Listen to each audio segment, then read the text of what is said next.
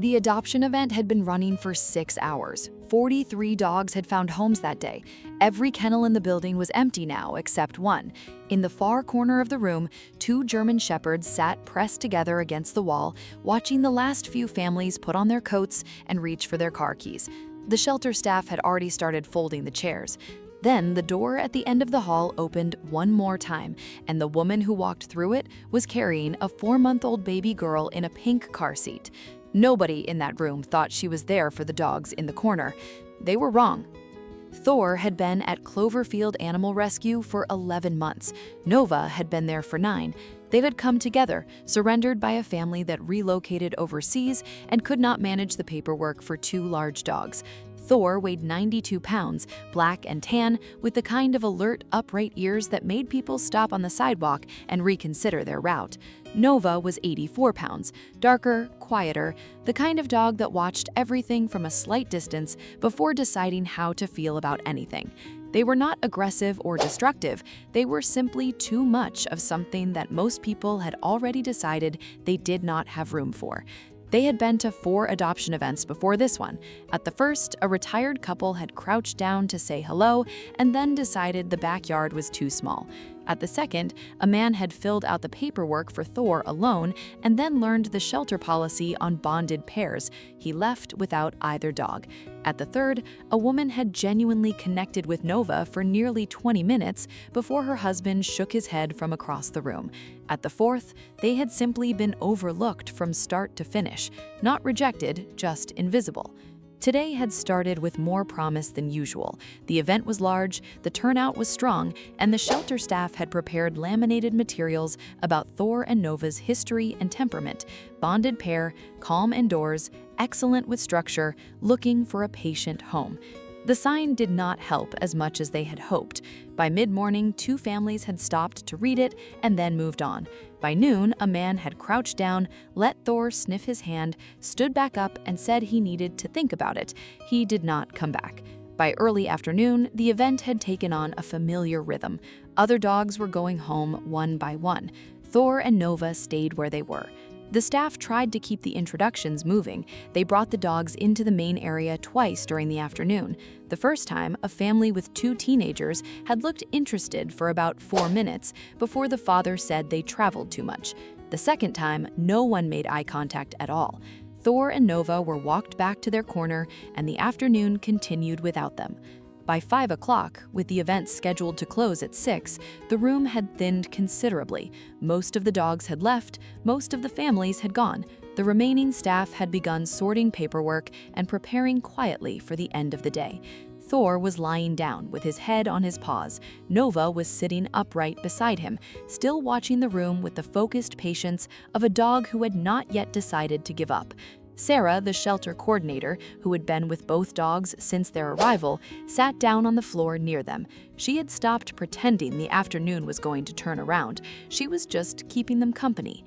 That was when the door opened. The 2 staff members still in the room looked up. A couple who had not yet left looked up. She did not look uncertain. She did not look like someone who had arrived at the wrong place. She looked like someone who had made a decision on the drive over and had not changed her mind by the time she reached the parking lot. Megan Calloway was 31 years old, a former middle school art teacher who had taken leave after her daughter was born. Rosie was 4 months old, round-faced, pink-bowed, and currently awake in her car seat with the mildly suspicious expression of a person who had opinions but was still developing the vocabulary to share them. Megan had heard about the event from a neighbor that morning. She had not planned to come. She had a 4-month-old. She hadn't slept more than 5 consecutive hours since February. She was not, by any reasonable measure, in a position to also have 2 large German Shepherds. She drove to the community center anyway. She told herself she was just looking. When she walked through the door and scanned the room, most of the stations were empty or being broken down. Her eyes moved to the far corner. 2 German Shepherds, one lying down, one sitting up. A laminated sign she could not read from across the room.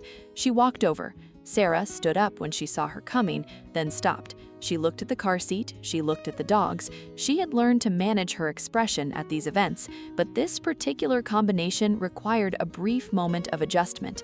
Megan set the car seat down on the floor a few feet from the dogs and crouched to read the sign.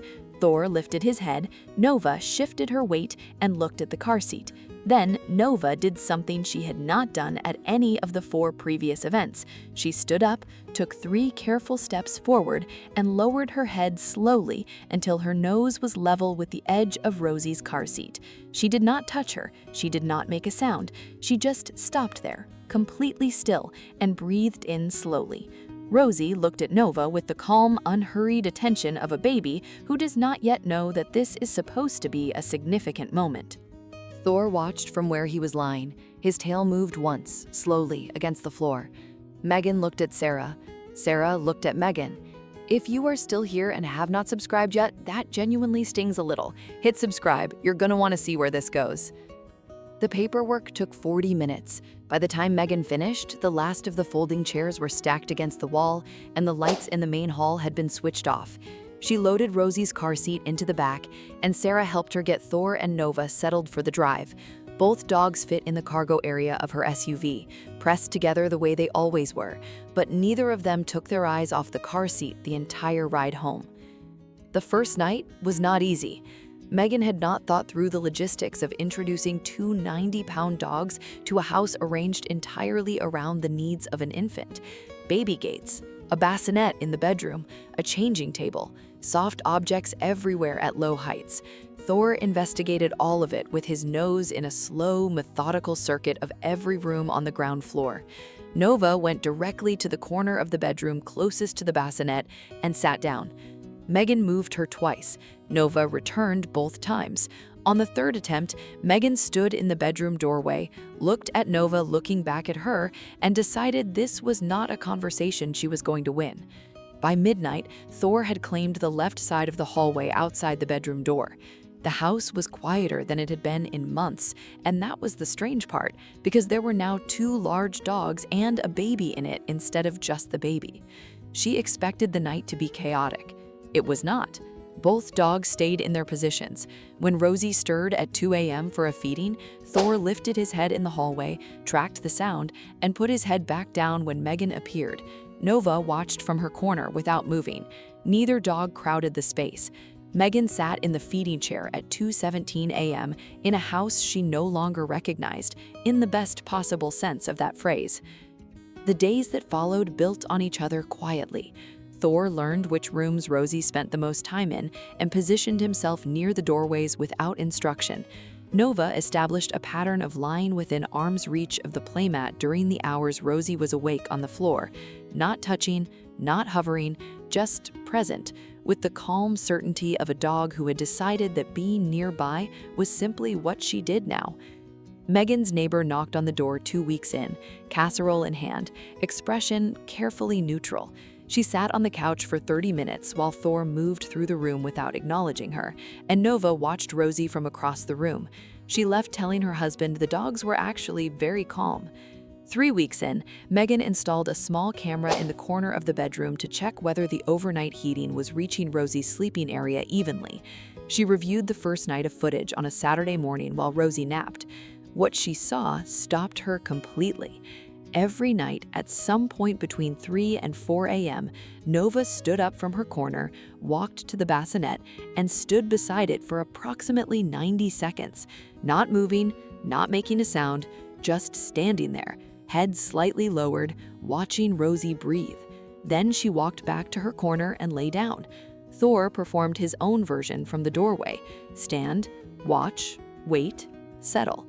Neither dog had been trained to do this. Nobody had asked them to. They had simply decided, on their own, within the first 24 hours of being in this house, that this was part of what staying here meant. Megan watched the footage 3 times. Then she sat with her coffee going cold and did not speak for a long time. She thought about the 4 families who had walked past that corner on adoption day. She thought about the laminated sign. She thought about what it means for a dog to decide, without instruction and without reward, that something in a new house is worth getting up for at 3 a.m. every night and standing beside in the dark. The adoption event coordinator called her that same week to follow up.